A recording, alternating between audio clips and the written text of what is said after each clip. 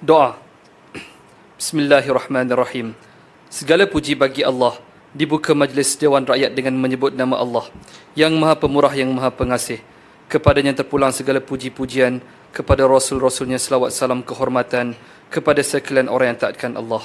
Ya Allah yang bersifat Maha Hikmat, limpah keadilan yang menanggungkan kewajipan ke atas pemerintah dan ahli majlis permesyuaratan bagi mentadbir maslahat masyarakat pergaulan, mudah-mudahan sentosa aman, makmur limpah kebahagiaan meliputi sekalian penduduk negara Malaysia.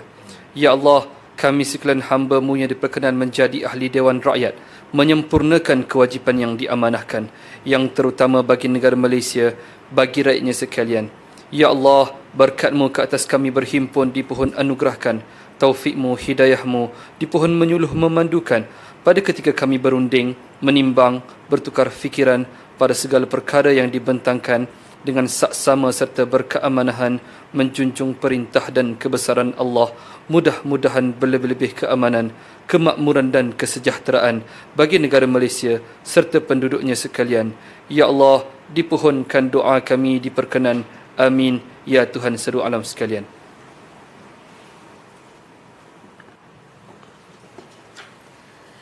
Aturan urusan mesyuarat dan usul-usul. Ucapan di bawah usul berkenaan perkara tadbir kerajaan. Peraturan Mesyuarat 17. Ahli yang berhormat bagi kawasan Sri Gading, Datuk Dr. Syahrudin Mat Saleh. Silakan. Assalamualaikum warahmatullahi wabarakatuh dan salam sejahtera.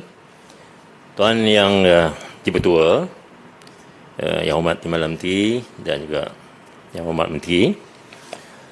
Untuk makluman, pada 21 November 2018, pihak Kerajaan Negeri Johor telah bersetuju untuk membatalkan projek Pusat Perusahaan Sampah di Bukit Payung. KPKT juga telah bersetuju dengan cadangan itu dan cadangan penamatan kontrak secara mutual termination telah dilakukan. Maka saya ingin mendapatkan penjelasan kepada soalan-soalan berikut. Yang pertama ialah, walaupun begitu, projek ini diteruskan dengan kaedah WTE. Yang kedua, adakah kajian DEIA telah dibuat untuk projek WTE ini atau Waste to Energy? Yang ketiga, adakah kajian trafik TIA telah dibuat dengan anggaran lori sampah kenderaan pada setiap hari?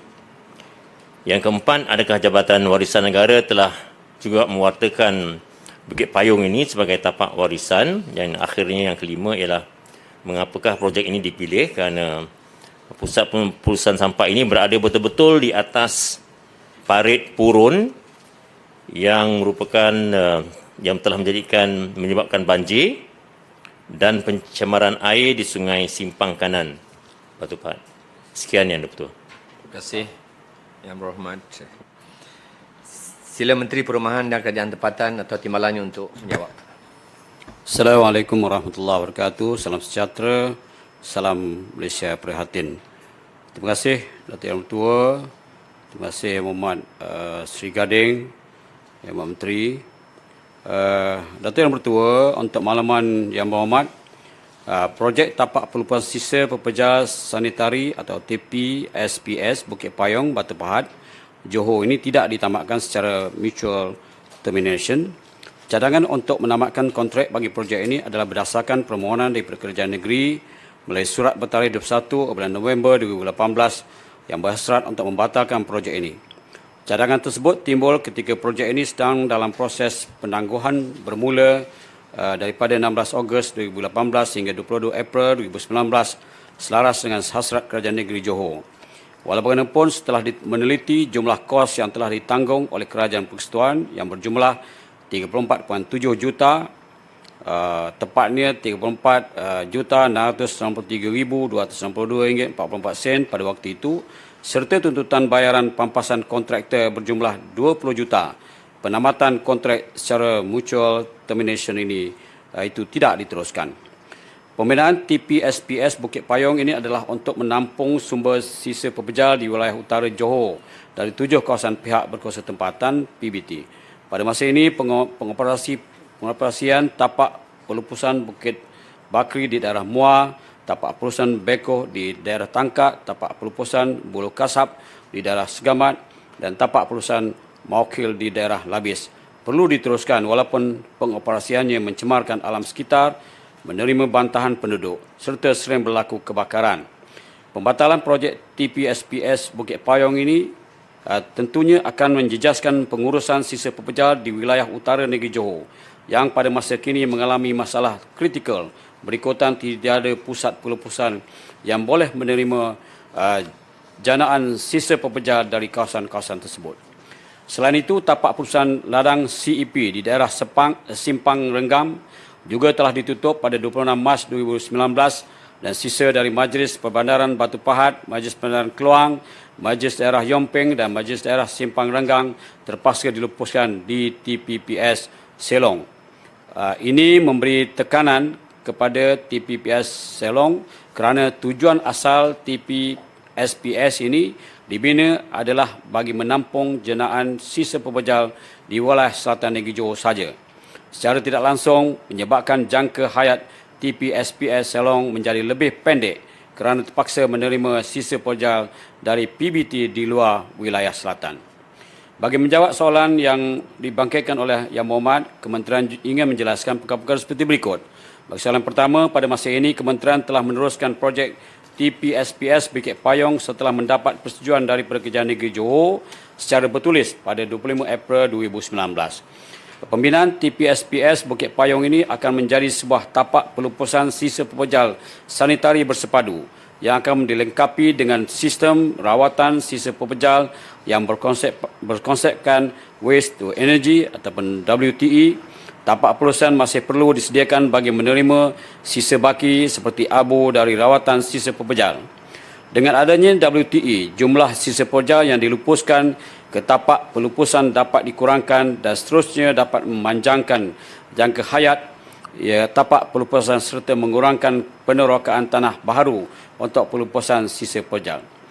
Kedua-dua fasiliti ini adalah saling melengkapi bagi memastikan pengurusan sisa pepejal yang mampan dan komprehensif. Proses tender secara request for proposal dengan izin RFP bagi pembinaan loji rawatan WTE di Bukit Payong ini telah bermula pada 27 Julai 2020 dan sesi lawatan tapak telah diadakan pada 10 Ogos 20 yang lalu. Yang kedua, kajian terperinci impak alam sekitar ataupun Detail Environmental Impact Assessment DEIA bagi projek TPSPS Bukit Payong ini telah mendapat kelulusan daripada Jabatan Alam Sekitar ataupun JIS pada 11 Mac 2013, manakala DEIA untuk pelaksanaan projek loji WTE ini akan dilaksanakan oleh syarikat konsesi yang akan dilantik melalui proses RFP. Loji WTE ini hanya akan dibina setelah mendapat kelulusan DEIA dan kelulusan daripada agensi-agensi lain yang berkaitan. Bagi soalan ketiga, untuk Yang Berhormat, Traffic Impact Assessment atau TIA bagi projek TPSPS Bukit Payong ini telah dilaksanakan pada Januari 2017. Manakala bagi projek loji WTE ini akan dilaksanakan setelah pelantikan syarikat konsesi dibuat. Bagi soalan keempat, berdasarkan semakan kementerian ini dengan Jabatan Warisan Negara, tapak TPSPS Bukit Payong ini tiada dalam inventory sebagai tapak warisan. Dan bagi soalan kelima, untuk makluman ahli Yang Berhormat dan Datuk Yang Pertua juga, tapak ini merupakan tapak yang dicadangkan oleh pihak Kerajaan Negeri Johor kepada Kerajaan Persekutuan dan telah dizonkan sebagai tapak pelupusan dalam rancangan tanah daerah RTD Batu Pahat Pengubahan 2002-2020. Kajian berkaitan aliran parit purun ini juga telah dibuat dalam DEIA dan Environmental Management Plan atau EMP dengan izin. Selain itu, Datuk Yang Pertua, keadaan kualiti air juga dipantau melalui laporan Environmental Management Report EMR dengan izin yang dikemukakan setiap bulan kepada Kementerian berkaitan insiden banjir dan pencemaran air Jabatan Pengairan dan Saliran JPS melaporkan terdapat kejadian banjir pada 1 Disember 2019 yang mana ia merupakan kejadian yang pertama kali berlaku sejak pihak kontraktor memulakan kerja di tapak. Punca utama kejadian banjir adalah rekod bacaan hujan menunjukkan jumlah taburan hujan sebanyak 71 mm dan ini membuktikan bahawa keadaan cuaca yang sangat buruk dan di luar jangka semasa kejadian tersebut. Untuk makluman Yang Berhormat, selain projek ini terdapat juga aktiviti guna tanah oleh pihak lain di kawasan berdekatan tapak seperti kebun jambu, kebun betik, kebun sayur, kolam katak, kolam ikan yang berada tidak jauh dari tapak dan berada di kawasan sekitar jajaran parit purun. Selain itu, tapak projek ini mempunyai erosion dan sediment control plan ESCP bagi tujuan kawalan hakisan dan sedimen. Walau bagaimanapun, kementerian tidak mempunyai maklumat sama ada pihak lain yang menjalankan aktiviti di kawasan sekitar untuk mempunyai kaedah kawalan hakisan dan sedimen yang sistematik. Oleh yang demikian, tiada data dan fakta yang dikeluarkan oleh sebarang agensi yang menyatakan projek ini adalah merupakan penyumbang kepada kejahatan banjir tersebut. Terima kasih, Datuk dan Pertua. Ahli yang berhormat bagi kawasan Batu Gajah, Tuan Sivakumar Varadaraju Naidu. Terima kasih Tuan Yang di-Pertua. Terima kasih juga diucapkan kepada Menteri Kesihatan datang sendiri untuk menjawab beberapa persoalan berkaitan dengan penyakit jarang jumpa di Malaysia. Tuan Yang di-Pertua, Pertubuhan Kesihatan Sedunia WHO mentakrifkan penyakit jarang jumpa juga dikenali sebagai penyakit yatim, iaitu ianya diklasifikasikan sebagai penyakit yang dihadapi oleh sebilangan kecil populasi am. Terdapat lebih daripada 6,000 jenis penyakit jarang jumpa. Sebanyak 80% dari kes penyakit jarang jumpa mempunyai faktor kewarisan, manakala selebihnya bukan diwarisi tetapi disebabkan oleh faktor-faktor lain seperti pendedahan kepada elemen persekitaran, tindak balas bahan kimia semasa mengandung, jangkitan dan kanser jarang jumpa. Lebih kurang 30% pesakit penyakit jarang jumpa mati sebelum mencapai usia 5 tahun. Mengikut statistik tahun 2015, 9% atau 45 juta orang di Asia Tenggara menderita akibat penyakit jarang jumpa. Ini adalah satu jumlah yang agak besar dan memeranjatkan. Justru itu, ingin saya tujukan beberapa soalan kepada Kementerian Kesihatan Malaysia. Pertama, apakah definisi penyakit jarang jumpa di Malaysia? Dua, apakah polisi kerajaan dalam menangani masalah penyakit jarang jumpa? Yang ketiga, berapakah jumlah pesakit jarang jumpa sedang menerima rawatan di hospital-hospital kerajaan dan hospital-hospital swasta? Yang keempat, berapakah peruntukan yang disediakan oleh kerajaan untuk membeli ubat-ubatan penyakit jarang jumpa dalam tempoh 5 tahun yang lalu? Yang kelima, apakah penyakit jarang jumpa yang lazim di negara kita? Dan yang keenam, apakah masalah atau kekangan yang dihadapi oleh Kementerian Kesihatan Malaysia dalam menangani masalah penyakit jarang jumpa? Yang ketujuh, apakah kajian-kajian yang pernah dilaksanakan berkaitan dengan penyakit jarang jumpa di Malaysia? Dan yang ke-8, adakah hospital-hospital kita mempunyai tenaga pakar dan peralatan yang sesuai untuk mengenal pasti dan merawat penyakit jarang jumpa? Tuan Yang di-Pertua, saya ingin memetik kritikan dan cadangan seorang pakar perunding daripada Universiti Malaya Medical Center, Profesor Dr. Tong Miao Kiong, yang berkata dengan izin, the need for a registry was pressing because there was so little awareness of the disease. There is a need for reliable data on the actual number of individuals with rare diseases in the country. With proper information, we can plan healthcare needs for them and their families and institute preventive and control strategies in line with WHO recommendations to reduce infant mortality. Saya rasa telah tiba masa untuk Kementerian Kesihatan Malaysia memberi perhatian yang serius dalam usaha mewujudkan daftar rasmi untuk penyakit jarang jumpa di negara kita. Sekian, terima kasih. Terima kasih, UAB. Minta Yang Berhormat Menteri Kesihatan untuk menjawabnya. Terima kasih Tuan Yang di-Pertua. Apakah definisi penyakit jarang jumpa di Malaysia? Pada 7 Julai 2020 lalu, Kementerian Kesihatan secara rasminya menggunakan definisi jarang jumpa di Malaysia sebagai, dengan izin, rare disease is defined as a life-threatening and or chronically debilitating rare condition as listed in the Malaysian Rare Disease List. Criteria for disease inclusion in the Malaysian Rare Disease List: 1. There are confirmed patients in Malaysia. 2. The disease affects fewer than 1 in 4,000 people in Malaysia. 3. The disease is a severe condition. 4.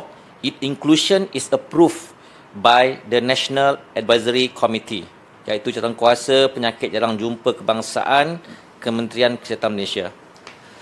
Senarai penyakit jarang jumpa di Malaysia ini kini dalam fasa akhir pemurnian oleh Program Perkhidmatan Farmasi KKM. Sehingga kini terdapat 474 kes penyakit jarang jumpa yang telah disenaraikan dalam Malaysian Rare Disease List tersebut. Senarai ini akan dikemas kini dari masa ke semasa. Apakah polisi kerajaan dalam menangani masalah penyakit jarang jumpa? Kementerian Kesihatan sentiasa memberi perhatian dan amat prihatin dalam memastikan setiap pesakit penyakit jarang jumpa ini mendapat rawatan yang sempurna demi mengurangkan beban keluarga mereka.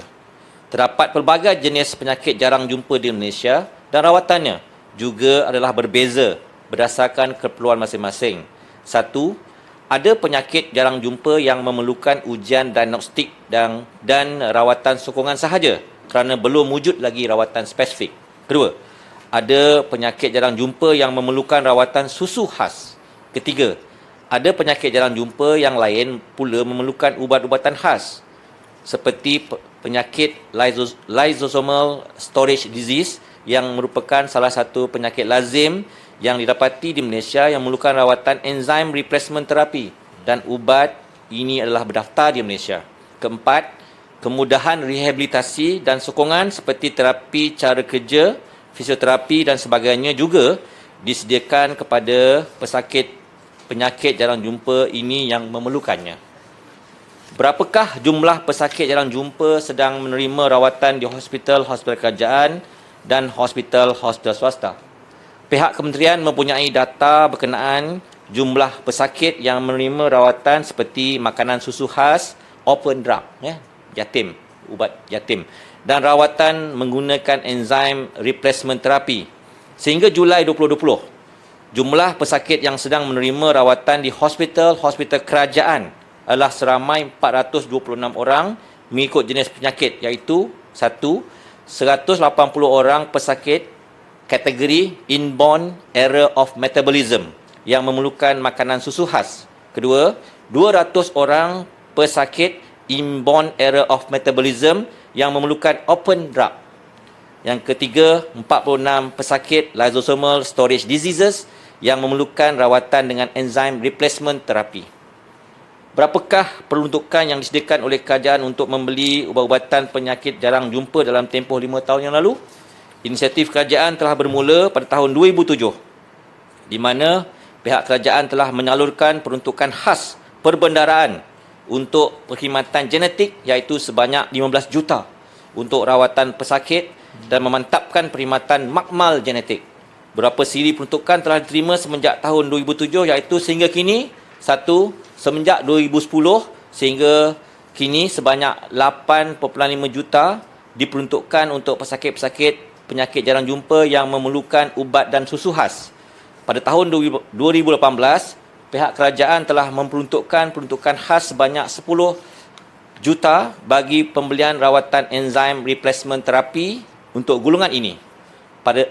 Keempat, pada tahun 2019, 16 juta ringgit telah diagihkan kepada Hospital Kuala Lumpur untuk merawat pesakit penyakit jarang jumpa yang merangkumi 6 orang pesakit lama yang dimulakan rawatannya dari tahun 2018 dan 8 orang pesakit untuk kes-kes baru pada tahun 2019. Kelima, untuk tahun 2020, peruntukan sebanyak 16.5 juta diluluskan untuk merawat pesakit-pesakit ini yang bukan sahaja terdiri daripada penyakit lysosomal storage disease, malah penyakit jarang jumpa yang lain seperti Prader-Willi syndrome, cytosinosis dan sebagainya. Apakah penyakit jarang jumpa yang lazim di negara kita? Antara penyakit jarang jumpa yang ada di Malaysia adalah seperti penyakit chromosomal abnormalities, sindrom genetik seperti sindrom Marfan, sindrom Prader-Willi, inborn error of metabolism, lysosomal storage disease seperti Fabry disease, Gaucher disease, Pompe disease, mucopolysaccharidosis type 1, 2 and 4, urea cycle disorder, penyakit-penyakit berkaitan neurologi disorder dan lain-lain lagi. Apakah masalah atau kekangan yang dihadapi oleh Kementerian Kesihatan Malaysia dalam menangani masalah penyakit jarang jumpa? Antara cabaran yang paling utama dihadapi oleh pihak kementerian adalah kos rawatan yang sangat mahal. Seorang pesakit pediatrik memerlukan antara RM500,000 hingga RM1 juta setahun bagi pembelian ubat seperti enzyme replacement therapy itu sendiri. Kos ini akan semakin meningkat dengan peningkatan usia seorang pesakit kerana dos ubat adalah mengikut berat badan pesakit. Memandangkan rawatan enzyme replacement therapy adalah satu rawatan yang berterusan, maka rawatan ini tidak boleh diberhentikan kerana komplikasi penyakit ini boleh berulang semula. Oleh itu, jika seorang pesakit telah dimulakan rawatan enzyme replacement therapy, rawatan itu perlu diteruskan sepanjang hayatnya. Rawatan enzyme replacement therapy hanya diberhentikan bila terdapat non-compliant atau penyakit menjadi bertambah teruk walaupun diberi rawatan enzyme replacement therapy. Selain itu, Tuan Ibu Ketua, isu sustainability of funding memerlukan penelitian lanjut di mana peranan masyarakat, sektor swasta dan NGO perlu juga diperkasa untuk memantapkan penjagaan kesihatan yang saksama bagi pesakit penyakit jarang jumpa di Malaysia. Antara contoh yang telah dikemukakan ialah tax exemption, zakat, sumbangan yayasan amal dan corporate social responsibility. Apakah kajian-kajian yang pernah dilaksanakan berkaitan dengan penyakit jarang jumpa di Malaysia? Pada tahun 2016, Institut Penyelidikan Perubatan IMR telah menjalankan satu kajian rintis bertajuk dengan izin, iaitu pilot study of newborn screening of inborn error of metabolism using tandem mass spectrometry in Malaysia dengan izin. Outcome and challenge di mana insiden untuk kes inborn error of metabolism di Malaysia ialah 1:2916. Adakah hospital-hospital kita mempunyai tenaga pakar dan peralatan yang sesuai untuk mengenal pasti dan merawat penyakit jarang jumpa? Sehingga Julai 2020, terdapat keseluruhan 8 orang pakar perunding genetik di Kementerian Kesihatan Malaysia dan 6 pakar perunding kanan genetik di Hospital Kuala Lumpur dan 2 orang pakar lagi ditempatkan di Hospital Pulau Pinang semenjak tahun 2019. Pakar-pakar ini juga akan melakukan visiting clinic untuk klinik genetik seperti Hospital Umum Sarawak 2 kali setahun, Hospital Sultanah Aminah Johor Bahru 2 kali setahun, Hospital Sultan Ismail Johor 2 kali setahun, Hospital Wanita dan Kanak-kanak di Sabah 2 kali setahun, Hospital Muar sekali setahun. Pesakit-pesakit ini akan dirujuk kepada pakar perunding kanak-kanak yang khusus bagi bidang genetik di Hospital Kuala Lumpur yang merupakan pusat rujukan untuk kes-kes penyakit jarang jumpa ini untuk menerima rawatan selanjutnya. Selain itu, perkhidmatan makmal genetik juga telah diwujudkan di Hospital Kuala Lumpur pada tahun 2007 lagi dan kini dipertingkatkan lagi di Hospital Tunku Azizah bagi memantapkan perkhidmatan ujian diagnostik untuk penyakit jarang jumpa ini. Pihak kementerian telah memberi perhatian serius dalam menangani penyakit jarang jumpa ini melalui beberapa platform seperti telah menyediakan 1. Kerangka kebangsaan berkaitan penyakit jarang jumpa di Malaysia dengan izin National Framework for Rare Disease in Malaysia.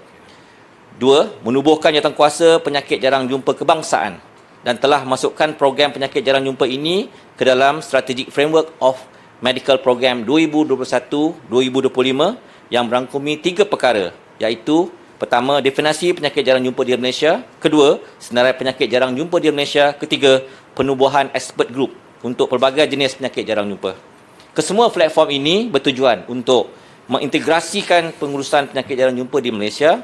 Pengintegrasian pengurusan penyakit jarang jumpa secara komprehensif dan holistik ini melibatkan advokasi dan pendidikan kesihatan kepada orang awam, saringan dan pendiagnosan pesakit,